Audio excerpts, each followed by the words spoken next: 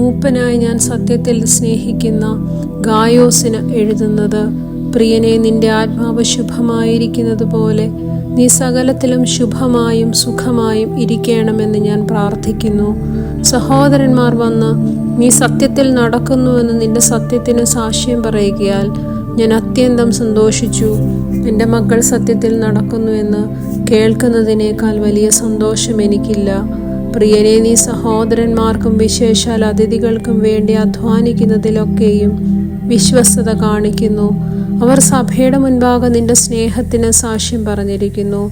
നീ അവരെ ദൈവത്തിന് യോഗ്യമാകും വണ്ണം യാത്ര അയച്ചാൽ നന്നായിരിക്കും. തിരുനാമനിമിത്തമല്ലോ അവർ ജാതികളോട് ഒന്നും വാങ്ങാതെ പുറപ്പെട്ടത്. ആകയാൽ നാം സത്യത്തിന് കൂട്ടുവേലക്കാരാകേണ്ടതിന് ഇങ്ങനെയുള്ളവരെ സൽക്കരിക്കേണ്ടതാകുന്നു. സഭയ്ക്ക് ഞാൻ ഒന്ന് എഴുതിയിരിക്കുന്നു എങ്കിലും അവരിൽ പ്രധാനിയാകുവാൻ ആഗ്രഹിക്കുന്ന ദിയോത്രഫേസ് ഞങ്ങളെ കൂട്ടാക്കുന്നില്ല.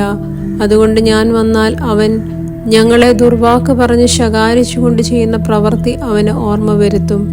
അവൻ അങ്ങനെ ചെയ്യുന്നത് പോരാ എന്ന് വെച്ച് ഞാൻ സഹോദരന്മാരെ കൈക്കൊള്ളാതിരിക്കുന്നത് മാത്രമല്ല, അതിന് മനസ്സുള്ളവരെ വിരോധിക്കുകയും സഭയിൽ നിന്നും പുറത്താക്കുകയും ചെയ്യുന്നു.